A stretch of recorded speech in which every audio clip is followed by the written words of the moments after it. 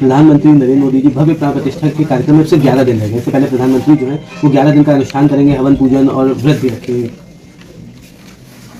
तो अच्छी बात है, दिक्कत क्या है?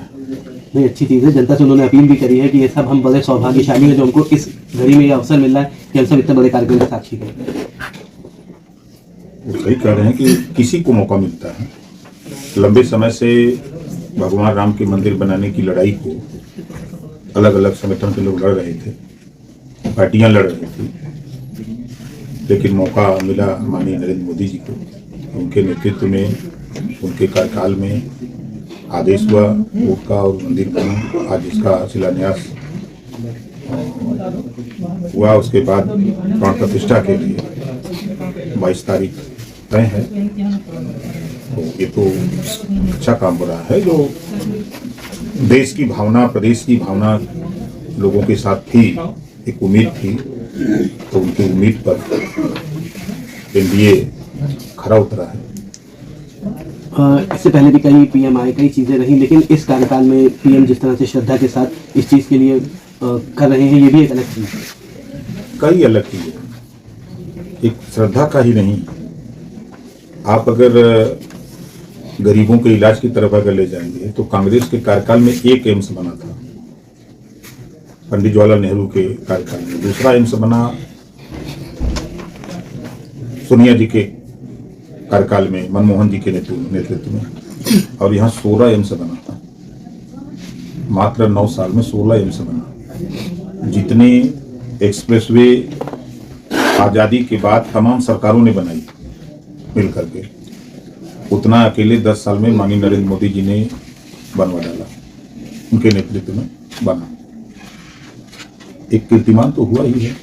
आप रेलवे स्टेशन, किसी रेलवे स्टेशन पर खड़े हो जाइए तो आपको महसूस होगा कि पहले का रेलवे स्टेशन और आज का रेलवे स्टेशन, दोनों में जिस स्टेशन पर आप गए होंगे 4 साल, 6 साल, 10 साल, 15 साल पहले, और इस समय जाके वहां देखिए तो आपको लगेगा कि बेहतर हुआ है।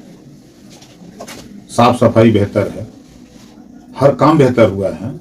जब हर काम बेहतर हो रहा है तो भगवान का भी काम बेहतर हो रहा है। भगवान का काम तो बेहतर हो रहा है, लेकिन विपक्षी पार्टियां इसे बेहतर नहीं समझ रही। कांग्रेस पार्टी ने निमंत्रणों को मना कर दिया। अच्छा, ये बताइए कि विपक्ष सुर में तो सुर मिलाएगा नहीं।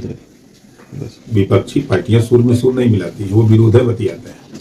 लेकिन एक बात है, उनके दिल में, उनके घर में, उनके मन में भगवान राम है।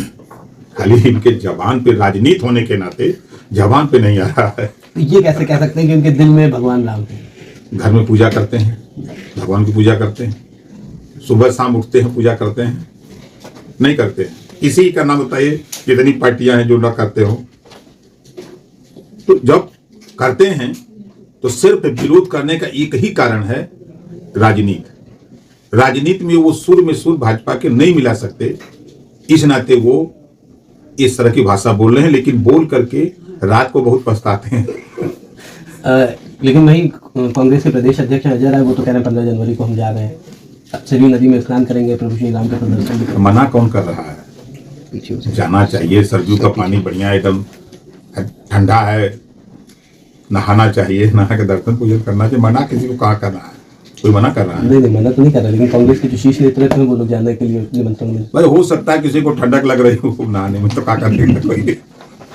अखिलेश यादव जी को भी निमंत्रण दिया गया, उन्होंने मना कर दिया। उन्होंने कहा कि मैं डाक का जवाब जो होगा वो डाक से ही दे दूंगा, डाक से निमंत्रण भेजा जाएगा।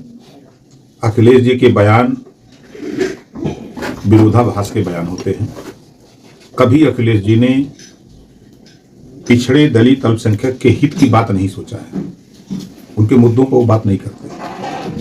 हम तो रोहिणी आयोग का गठन हुआ है राष्ट्रीय स्तर पर, कभी अखिलेश जी ने इस पे चर्चा की?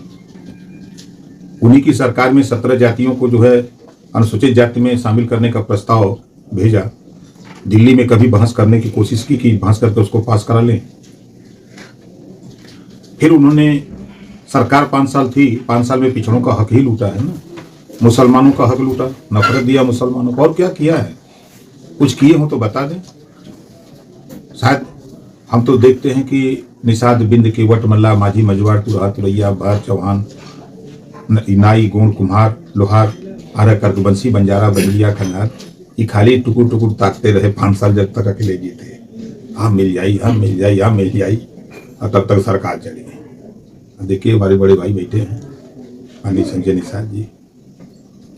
अब अखिलेश जी को इस बात की पीड़ा है कि भगवान राम के मित्र महाराज गोहराज निषाद, उनके वंशज, अब अखिलेश जी कहे कि हम उनके वंशज हैं, कहीं तो नहीं है। पूरे रामायण में हमने नहीं पढ़ा है ये मित्रता मागी नाव न केवट आना कही तुम्हारा मरम में जाना।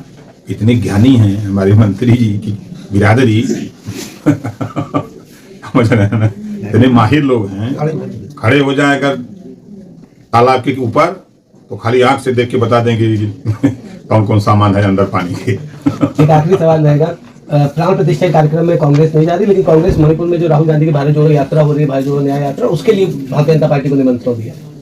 क्या देखिए वो राजनीतिक अपना ड्रामा करते हैं, इसको ड्रामा पार्टी हम बोलते हैं। इस समय चाहे वो सपा हो, चाहे बसपा हो, चाहे कांग्रेस हो, जितने विरोधी पार्टी हैं सब ड्रामा कर रहे हैं।